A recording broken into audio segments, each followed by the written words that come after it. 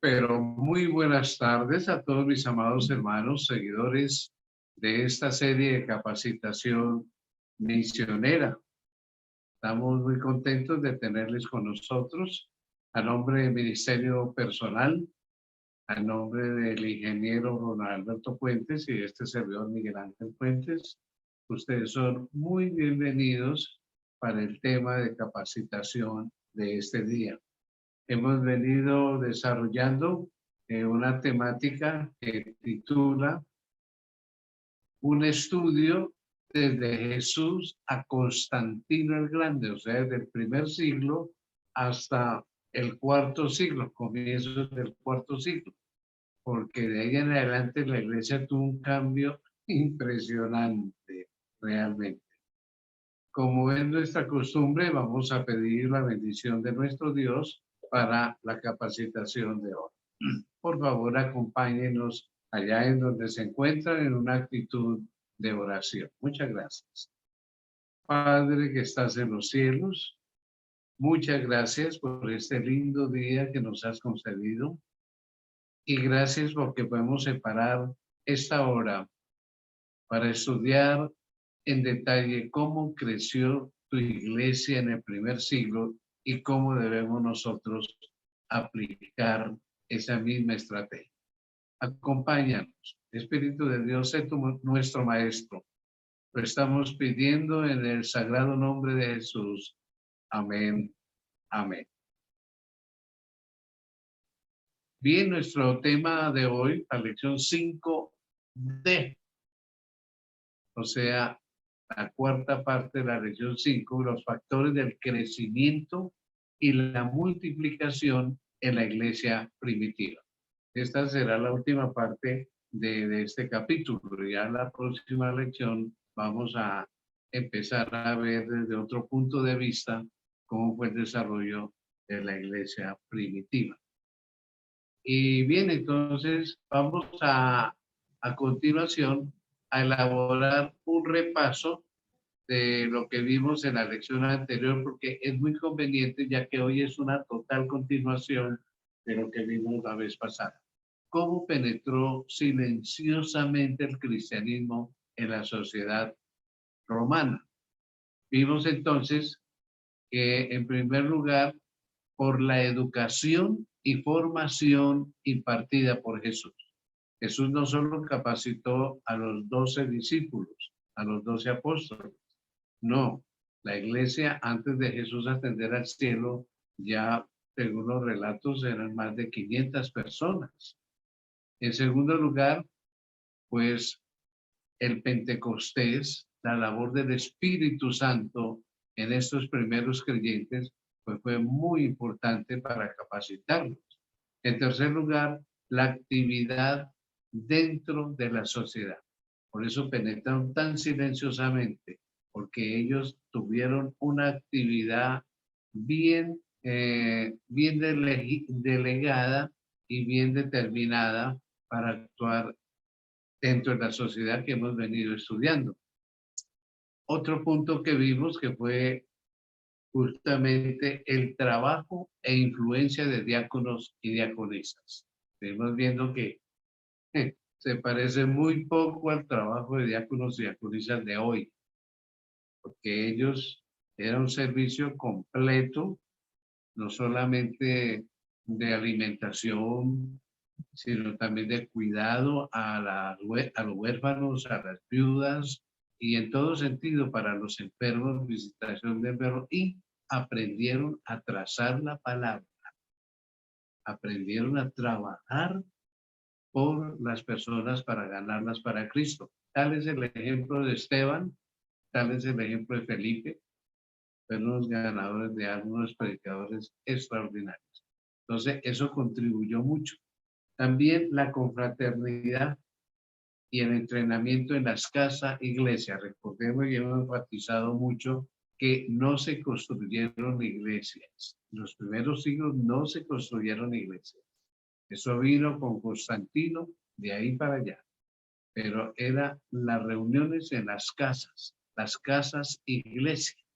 Entonces, había mucha confraternidad, mucho compañerismo, mucha familiaridad, se ayudaban unos con otros en todo sentido y eran lugares de entrenamiento, como ya vimos en lecciones anteriores. ¿Entrenamiento de qué? De testificación. ¿Cómo testificar? ¿Cómo dar buen testimonio? ¿Ya?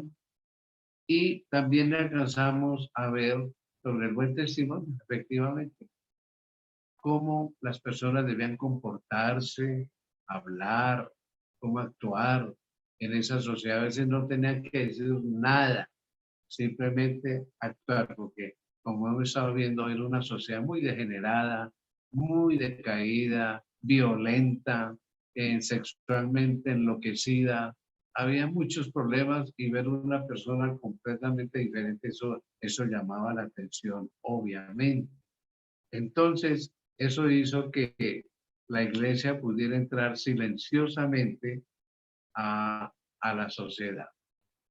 Bueno, entonces vamos a ver esta tarde que en el epílogo del libro de Romanos, capítulo 16, verso 7, o sea, en el final de ese capítulo o ese libro de Romanos, se mencionan algunos nombres de personas, miembros de la iglesia primitiva. Pablo dice, saludad a Andrónico y a Junias, mis parientes y mis compañeros de prisiones, los cuales son muy estimados entre los apóstoles. ¿Cómo les parece? Y que también fueron antes de mí en Cristo. Fueron antes de mí en Cristo. Y entonces menciona de una forma especial a una dama. Y esa dama es Junias, ¿ya? Una dama muy distinguida que se cuenta entre el grupo selecto de los apóstoles y se utiliza una palabra griega, vamos a ponerla en pantalla, que se pronuncia epísemos, epísemos. Esta palabra en griego tiene una tremenda connotación, ¿no? Y significa que es una persona prominente que se destaca dentro de un grupo. Es alguien que lleva una señal distintiva dentro de un conjunto selecto de personas de la misma clase. Y esa palabra entonces epísemos se utiliza para mencionar a Junia, que es una de las pocas damas que se menciona por nombre propio en el Nuevo Testamento, en el grupo de los máximos dirigentes llamados apóstoles. Y esto ocurre en el primer siglo.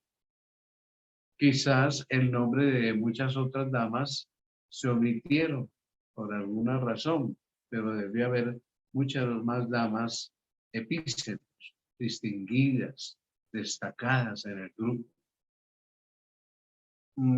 Y tal vez se omitieron porque en años posteriores la iglesia creció en cantidad y ya no era fácil distinguir los talentos de las personas de una forma tan especial.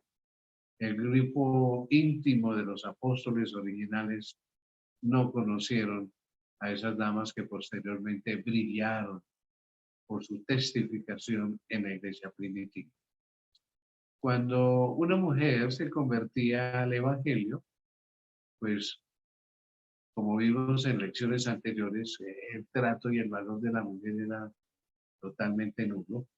Cuando una mujer se convertía al evangelio, pues dejaba de ser un objeto sexual para el esposo o una persona que su función era solo dar hijos en el hogar, que para eso era que se la consideraba en el imperio grecorromano. Veamos que al contrario, se aplicaban las palabras del apóstol Pedro cuando él dijo en primera de Pedro 3:7, vosotros, maridos, igualmente, vivid con ellas sabiamente, dando honor a la mujer como a vaso más frágil y como a coherederas de la gracia de la vida, para que vuestras oraciones no tengan estorbo. Así que se aplicaban estas palabras del apóstol, porque las mujeres en ese tiempo, como hemos visto ya en temas anteriores, valían nada. Objetos sexuales y para tener hijos. Lamentable, ¿no? Tremendo. Si era una prostituta, pues dejaba de ser pasiva, es decir, dejaba de su actividad. Si era esclava, pues deja de ser una autónoma sin raciocinio.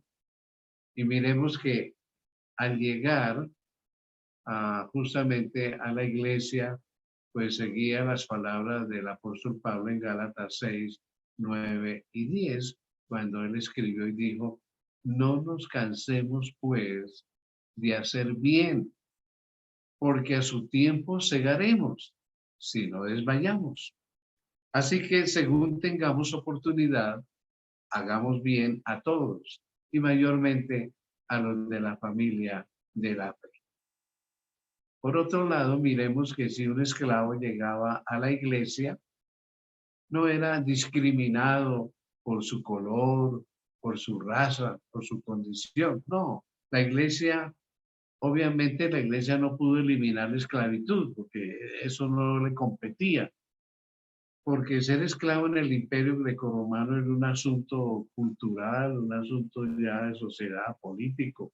Pero la iglesia sí dio directrices en cuanto al trato que un esclavo debía recibir de parte de los amos. Al mismo tiempo, la iglesia dejó bien establecido cuál debería ser la conducta de un esclavo con su patrón. En eso fue muy determinante la iglesia. Veamos lo que el apóstol Pablo escribió a los colosenses al respecto de los amos y los esclavos. Él escribió, amos, haced lo que es justo y recto con vuestros siervos, sabiendo que también vosotros tenéis un amo, con mayúscula, un amo en los cielos. Oiga, qué lindo planteamiento el de Pablo para los amos. Y entonces a los esclavos se les dice en Colosenses 3, 22 y 25, siervos, obedeced en todo vuestros amos terrenales, no sirviendo al ojo, como los que quieren agradar a los hombres, sino con corazón sincero, qué lindo, temiendo a Dios, extraordinario. Y todo lo que hagáis, hacedlo de corazón como para el Señor. Qué precioso, ¿no? Y no para los hombres, sabiendo que del Señor recibiréis la recompensa de la herencia, porque a Cristo el Señor servís. Tremendos conceptos, ¿no? Mas el que hace injusticia, pues recibirá la injusticia que hiciere, porque no hay acepción de personas. Así que eso es un contraste muy marcado entre la cultura cristiana y la cultura romana de esos primeros siglos. Totalmente contrario, ¿no? Miremos que en el imperio grecorromano hubo personas que por su extrema pobreza tenían que robar para poder sobrevivir. Otros se unieron a grupos asaltantes y asaltaban en las calles y en los caminos para poder conseguir el pan de cada día. Como vimos en un tema anterior, la gente escasamente conseguía lo de comer el día. De alguna manera, pues muchos de ellos fueron alumbrados con la luz del Evangelio de Cristo y se convirtieron en discípulos de la casa iglesia. A este grupo de personas, el apóstol Pablo dice en Efesios 4:28, lo que ustedes ven en pantalla.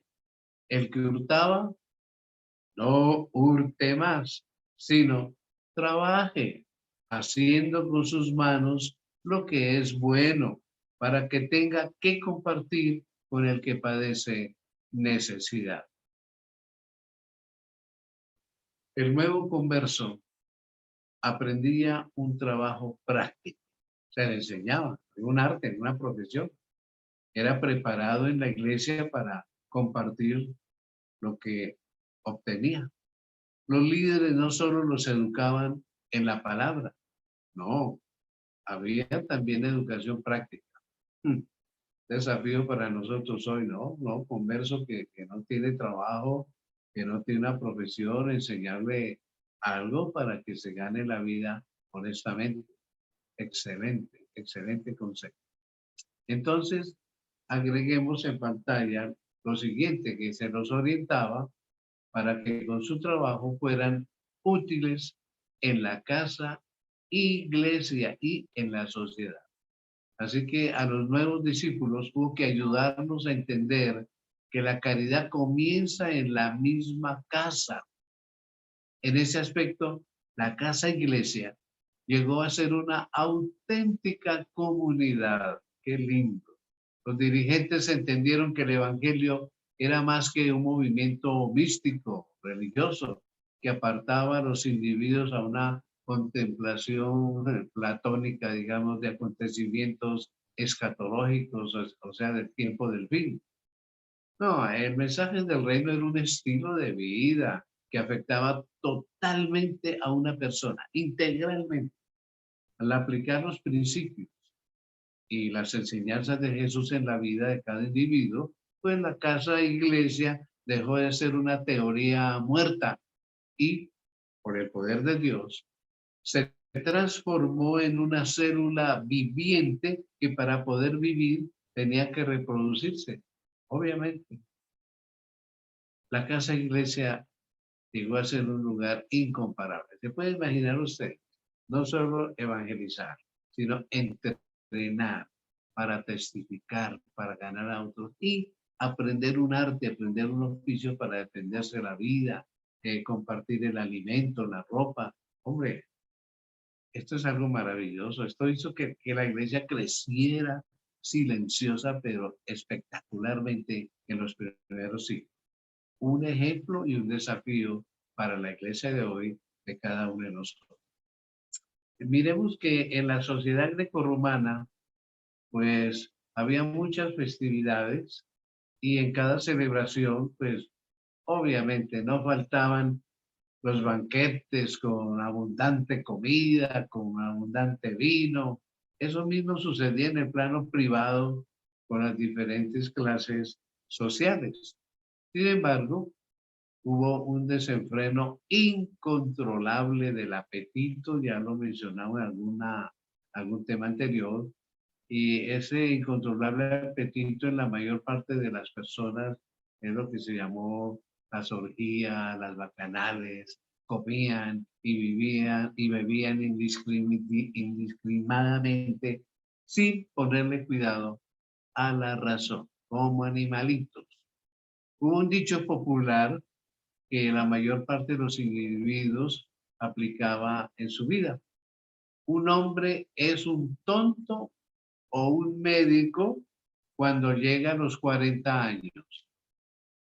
Es decir, que en esa edad debe de descubrir sus debilidades por tanto que ha vivido y cómo tratarlas.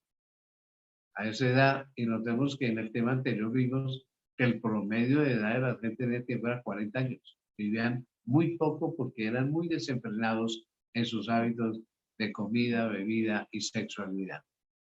Esa fue entonces la razón por la cual el libro de Romanos, en su capítulo 13 y los versículos 11 a 14, recomienda, y lo leemos en pantalla, y esto, conociendo el tiempo, que es ya hora de levantarnos del sueño, porque ahora está más cerca de nosotros nuestra salvación que cuando creímos. Eso en ese tiempo, primer ciclo. La noche está avanzada y se acerca el día. Desechemos, pues, las obras de las tinieblas y vistámonos las armas de la luz. Andemos como de día, honestamente, no en glotonerías y borracheras, no en lujurias y lascivias, no en contiendas y envidia, sino vestidos del Señor Jesucristo, y no proveáis para los deseos de la carne. Nótese, no en glotonerías y borracheras, no en lujurias y lascivias, deleites carnales, ¿no? Así que esa era la sociedad greco-romana de ese primer siglo o primeros siglos de nuestra historia. En ese ambiente es que crece la iglesia cristiana. El consumo del vino y licor fue un verdadero problema para la sociedad grecorromana. En toda reunión religiosa o secular, hasta política, dicen los historiadores, nunca faltó el vino. Imaginen ustedes, vivían entonados. Varios senadores y emperadores fueron esclavos del licor, como lo registra la historia en diferentes documentos.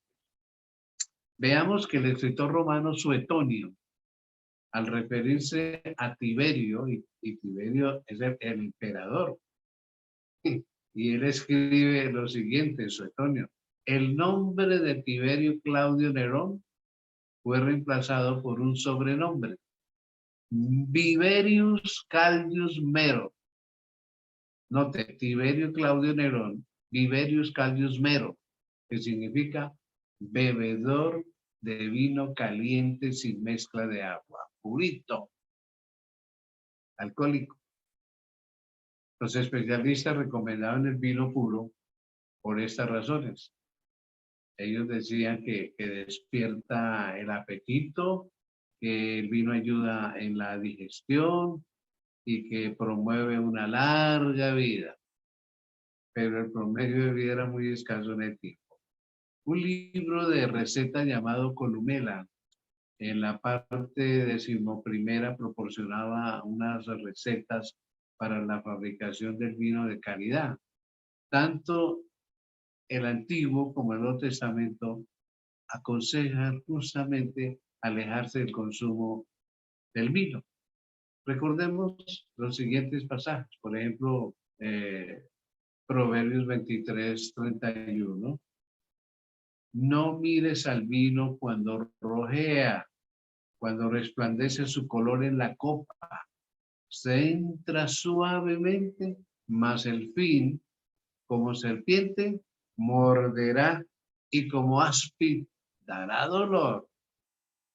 También el apóstol Pablo, al escribirle a los discípulos de Éfeso, les recuerda lo que escribió en Efesios 5:18. Leámoslo. No os embriaguéis con vino, en el cual hay disolución, problema. Antes bien sed llenos, no de vino, sino del Espíritu Santo. Qué tremendos conceptos de la iglesia cristiana. Ahora bien, miremos que la palabra griega que se usa para disolución, aquí dice que el vino causa disolución, es una palabra que la hemos colocado aquí en pantalla como se escribe en griego y se pronuncia azotia. Esta palabra implica desenfreno, libertinaje e imprudencia. En otras palabras, Pablo es decir, no os embriaguéis con vino, en lo cual hay disolución, en lo cual hay desenfreno, libertinaje e imprudencia. Más bien ser llenos, no de vino, sino del Espíritu Santo. Así que esto da a entender el medio ambiente en que crece, en que se desarrolla la iglesia primitiva. Comilonas y borracheras. Tremendo, ¿no? Hay unos escritores, unos historiadores cristianos, Lowe y Nida, que amplían ese concepto de azotia, o sea, desenfreno, libertinaje e imprudencia, y ellos en un comentario dicen, es un comportamiento que evidencia total desconocimiento de las consecuencias de los actos realizados. Total desconocimiento de las consecuencias. Sí, eso es lo que hacía y hace el vino, la cerveza, el whisky, el brandy. Pero muchas personas en el imperio grecorromano que ingerían vino, sí, caían en libertinaje o corrupción. Grave. En muchos lugares del imperio abundaban las festividades sociales y religiosas, de las orgías y victorias, pues en cada una de ellas hubo vino en cantidad. Y los reportes históricos que nos llegan son muy desalentadores en cuanto a lo que la gente vivía y experimentaba bajo esos efectos. Por esa razón, se puede decir que la palabra asotia es realizar actos cuando la mente está ausente, ida, no hay razón.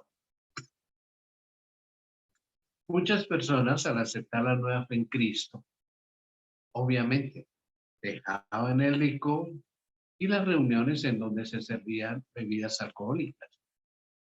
Sus hechos demostrados en su estilo de vida hacían que la gente no los viera a ellos, sino a Jesús. Oiga, ¿y este? ¿Y esta? Ya no beben, ya no se emborrachan. Mire cómo piensan, cómo razonan, cómo lucen de bien.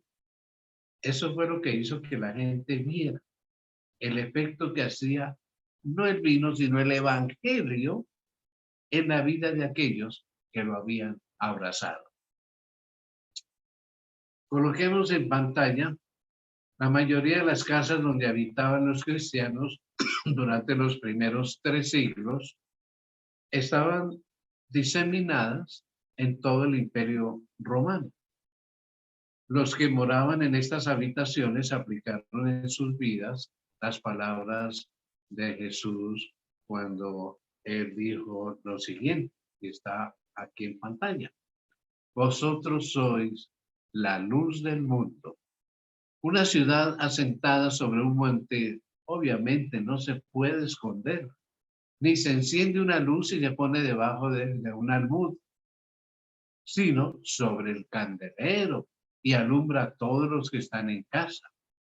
Así alumbre vuestra luz delante de los hombres, para que vean vuestras buenas obras y glorifiquen a vuestro Padre que está en los cielos. Mateo 5, 14 al 16. Así que el testimonio personal de cada hogar por medio del Espíritu Santo cambiaba silenciosamente la vida de los no cristianos sin oír un solo sermón. Leamos que el apóstol Pablo, al escribirle a los cristianos de la corrupta ciudad de Corinto, porque eso sí fue tremenda ciudad, les recuerda en 2 Corintios 3:2, nuestras cartas sois vosotros, escritas en nuestros corazones, conocidas y leídas por todos los hombres, siendo manifiesto que sois carta de Cristo expedida por nosotros, escrita no con tinta, sino con el Espíritu del Dios vivo, no en tablas de piedra, sino en tablas de carne del corazón. Qué linda comparación, ¿no? Sois cartas leídas, cartas de Cristo leídas por todos los hombres. Hermoso. Como es bien sabido, la ciudad de Corinto en el mundo antiguo era sinónimo de perversión, prostitución, corrupción. Tremendo, tremenda esta ciudad para vivir ahí y pensar que hay una buena comunidad cristiana. Por eso veamos que el filósofo griego Aristófanes, pero ya en el siglo IV, o sea, en la época ya de Constantino, llamó a los corintios corintiazo, dando a entender que actuar como un nativo de Corinto era sinónimo de fornicación y perversión. Eso es lo que quiere decir corintiazo, corrupto, fornicario, perverso.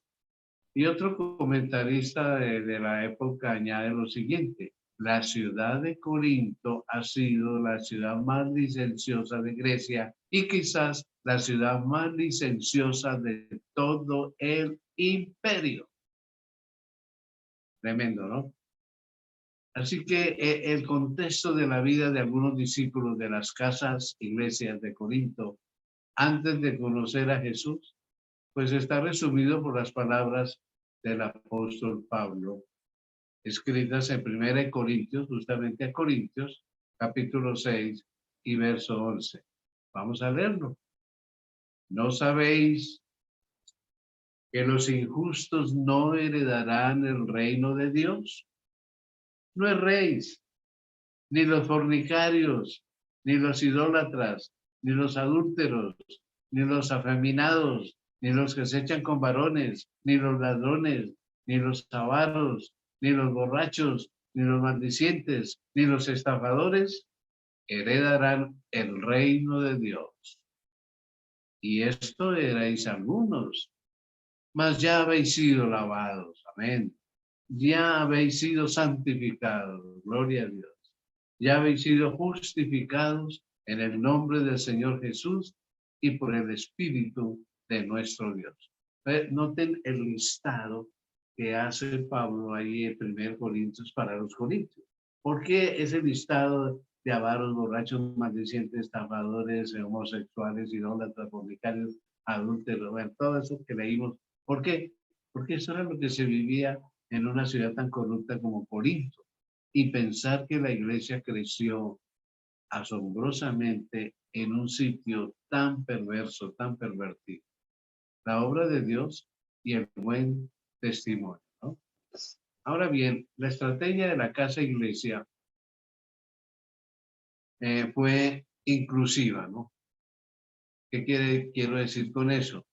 Que incluyó a toda clase de personas. No hubo acepción de personas.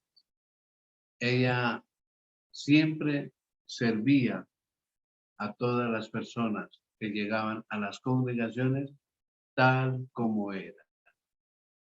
Y con ayuda del Espíritu Santo y de los discípulos entrenados, pues realizaban los cambios necesarios para convertirse en auténticos cristianos. Pero no hay mucha información al respecto. Sin embargo, las escasas noticias que el libro de Hechos de los Apóstoles presenta son muy valiosas para entender este proceso y este suceso. Cuando una persona aceptaba a Jesús, se le asignaban varios discípulos para que la formaran, la cuidaran, la velaran, a fin de que no volviera a la vida antigua. Hoy carecemos de esto, ¿no? Cuando Pablo fue bautizado, siempre se veía con un grupo de discípulos. Esto está en Hechos 9. Los discípulos maduros eran lo que se llaman los domésticos de la fe. Guiaban, ayudaban al nuevo discípulo en cada etapa hasta tener cierto grado de madurez espiritual, entonces ya lo iban dejando como más independiente, ¿ya? La iglesia primitiva sabía las luchas de cada nuevo converso y pasaba en su naciente vida espiritual eh, entendiendo lo que era el ambiente de la sociedad romana, los deseos intensos de volver a la antigua manera de vivir. Eso no era fácil. Convertir a una persona no era fácil. Esa fue la razón por la que los nuevos discípulos siempre estuvieron bajo la supervisión de un discípulo maduro, ya de experiencia, que los orientaba en todo momento. Él o la formadora de discípulos se encargaba de guiar a los nuevos conversos en su vida hasta la madurez espiritual. No lo soltaba, porque se viera que ya era un cristiano consolidado. Un gran ejemplo para nosotros. Entonces, anotemos lo siguiente. Mientras tanto, aprendían a servir a la iglesia y la sociedad. Veamos en pantalla que también se les enseñaba algún trabajo práctico y además tenían un compañero permanente, como ya hemos mencionado. Debe recordarse que la casa iglesia fue una auténtica comunidad. Para la sociedad grecorromana, el lesbianismo y el homosexualismo era algo normal. La prostitución, decían ellos, era necesaria. No podían concebir un mundo sin esclavitud. La mujer pues no podía ser vista más que para dar satisfacción sexual y procrear hijos en el hogar. Ellos no podían imaginar a la sociedad secular y a los sistemas políticos de su tiempo sin una imagen varonil como gobernante. Solo los hombres estaban capacitados para dirigir, decían ellos. La casa iglesia comenzó a ser una voz estrepitosa en silencio. Su testimonio no se podía esconder. La luz que emitía era vista sin predicar un solo sermón al aire libre, sin tener una campaña pública evangelística. Eso no se acostumbraba en esos tiempos. El cambio del estilo de vida en un nuevo discípulo era muy notorio. El homosexual, la lesbiana, la prostituta, el patrón, los hijos, el esclavo y la mujer comenzaban a actuar bajo un nuevo paradigma, el paradigma del cristianismo, del ejemplo de Jesús. Hombre, cuán distantes estamos nosotros de poder vivir una situación tal en nuestras iglesias. Ya para ello ustedes han llegado a la conclusión que tenemos que administrar a los nuevos conversos, estar al lado de ellos. La sociedad en donde vivían no podía ignorar este hecho del cambio tan tremendo, pues todos ellos eran nuevas criaturas en la fe y ellos generaban que por su comportamiento ya no encajara con la sociedad grecorromana. Esa fue la razón por la que el historiador, veamos, a Suetonio los acusó de ser, él dijo, una superstición perniciosa. Una superstición perniciosa a esos cristianos. Plinio el joven, que también fue un historiador y fue gobernador del Asia Menor, esto lo vimos en un tema anterior, se refirió a ellos, a los cristianos, diciendo una depravada y excesiva superstición. Ellos están condenados a odiar a todo el mundo. Falso. Esto no era así con los cristianos. Además de eso, veamos que los cristianos fueron acusados de ser enemigos de la sociedad civilizada. Los discípulos fueron incriminados de introducir división en las familias y de confundir a la sociedad. Claro, por el cambio, por la conversión. Y Tertuliano, que fue un prolífico escritor cristiano, recordó en un discurso que los discípulos de Cristo eran vistos como unos resentidos sociales. Así los veían en ese tiempo. Además de eso, miremos que otras personas aplicaban a los cristianos las palabras del filósofo griego Platón, cuando dijo, cualquier persona que es incapaz de participar en mutuo respeto y conducirse correctamente en la ley, debe ser sentenciado a muerte como una plaga social, refiriéndose a los cristianos. Plaga social, de aplicar esas palabras de Platón a los cristianos. Paulatinamente, mis hermanos, el cristianismo, al igual que la sal, al igual que la levadura, pues penetró efectivamente en todos los estratos en la sociedad grecorromana. Su presencia invisible, silenciosa, por no contar con edificios públicos, con grandes templos evangelísticos, pues fue vista en la vida de cada individuo que profesaba seguir a Cristo. Anotemos entonces aquí en pantalla que esa fue la razón por la cual Porfirio, uno de los críticos más acérrimos del cristianismo de la segunda mitad del siglo III después de Cristo, dijo, los cristianos son una fuerza significante dentro del Imperio Romano. Los cristianos son una fuerza significante dentro del Imperio Romano.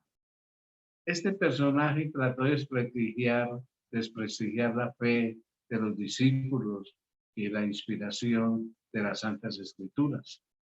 El impacto que causó el cristianismo en todo el mundo grecorromano fue arrasador. Implantó una nueva manera de pensar, de vivir, y destruyó las viejas instituciones culturales de Roma con el mensaje sencillo del amor de Cristo Jesús. Una nueva moralidad surgió con fundamentos teológicos enraizados en las Escrituras y desplazó las antiguas tradiciones de los pueblos de ese tiempo. Esto dio como resultado una nueva sociedad sin estratos sociales, sin discriminación. Todos eran importantes y todos eran necesarios en la casa iglesia. Podría ser un esclavo o una mujer o el patrón, el líder de la casa iglesia, sin ser mal visto. Eso fue completamente diferente a la cultura romana. Y lo más importante que ofrecía esta nueva comunidad a sus discípulos era el perdón de Dios para equiparlos mientras vivieran en el discipulado y reproducirse, ser útiles en servir a la iglesia y a la comunidad, y como fin, la esperanza en el retorno de Cristo Jesús por segunda vez. El cristianismo presentaba la solución para la muerte, que era algo que aterraba a las personas en el Imperio Romano. Por eso había el famoso dicho: comamos y bebamos que mañana moriremos. Después de la muerte no hay nada. La palabra de Dios se esparció de muchas maneras. Sin embargo, la forma más efectiva, como se la describe en diferentes historiadores, especialmente un especialista en el crecimiento del cristianismo durante los primeros siglos, él escribió lo siguiente. Veámoslo. La interacción diaria con la gente que ellos conocían. No se encerraron, no se alejaron como muchos de nosotros. Nos hacemos adventistas y nos encerramos, nos alejamos de todos los demás mundanos. No, aquí él dice interacción diaria con la gente que ellos conocían. Los discípulos estaban entrenados para interactuar con la gente. Y el consejo era, según lo leemos aquí en 2 Colosenses 4, 4 y 5, andad sabiamente para con los de afuera, redimiendo el tiempo. Andad sabiamente para con los de afuera. Sea vuestra palabra siempre con gracia, sazonada con sal, para que sepáis cómo debéis responder a cada uno. Y eso iba en el entrenamiento que se le daba a cada nuevo converso. Se lo entrenaba para poder responder acerca de la fe que lo había transformado. Leamos otro pasaje también referido en la Escritura, en donde se nos dice: sino santificad a Dios del Señor en vuestros corazones y estad siempre preparados para presentar defensa con mansedumbre y reverencia ante todo el que os demande razón de la esperanza que hay en vosotros, teniendo buena conciencia, para que en lo que murmuran de vosotros como de malhechores, pues sean avergonzados los que calumnian vuestra buena conducta en Cristo. 1 Pedro 3, 15, 16. Y esto es algo que a veces nos falta a nosotros también. Los nuevos bautizados, muchos de ellos no están preparados para dar razón de lo que ahora creen, de ese proceso de conversión. Pocos, muy pocos, la mayoría no. ¿Por qué? Porque no se doctrinaron bien, se los bautizó bien a la carrera, no se los ha entrenado para testificar. Eso no sucedió en la iglesia primitiva. El testimonio silencioso de todos estos anónimos cristianos inundó paulatinamente al imperio grecorromano. Por ello, el gobernador e historiador Plinio el Joven miremoslo aquí en pantalla, hablando del Asia Menor, que era la que él gobernaba, dijo, los cristianos están presentes en ciudades grandes y pequeñas y se les puede encontrar en todos los niveles de la sociedad. Bien mezclados, no alejados, interactuando con todo el mundo, dando buen testimonio. Así crecía la iglesia primitiva. Ay, mis hermanos, tenemos que mejorar en muchos sentidos. Ya veremos en temas futuros cómo lo vamos a hacer. Pero este es el secreto de cómo creció la iglesia primitiva. Hasta aquí nuestra lección de hoy, nuestro capítulo de hoy. Les invito para nuestra próxima lección, nuestro próximo tema, que justamente va a ser el próximo sábado, la lección 6, en donde vamos a estudiar la estructura del cristianismo. Todo miembro, todo miembro ahí involucrado. ¿Cómo era posible? Bueno, ya veremos cómo fue posible eso. Y bien, esto por el día de hoy en cuanto a nuestra capacitación. Vamos entonces nosotros a terminar con una oración de gratitud a nuestro Dios por habernos permitido enterarnos de esto y sacar estos minutos para irnos capacitando. Oremos. Nuestro Padre, muchas gracias por habernos permitido dedicar estos minutos a esta ilustración, a esta capacitación. Espíritu Santo, avívanos, motívanos, capacítanos. Queremos ser verdaderos testigos del poder de Cristo Jesús. Es este nuestro deseo hoy a terminar la lección y lo pedimos justamente en ese santo nombre, el de nuestro Salvador. Amén. Amén. Bueno, mis hermanos, muchísimas gracias por habernos acompañado. A nombre del Ministerio Personal, el ingeniero don Alberto Puentes y este servidor Miguel Ángel Puentes, agradecemos su asistencia. Les deseamos un resto de sábado feliz y una bendecida semana.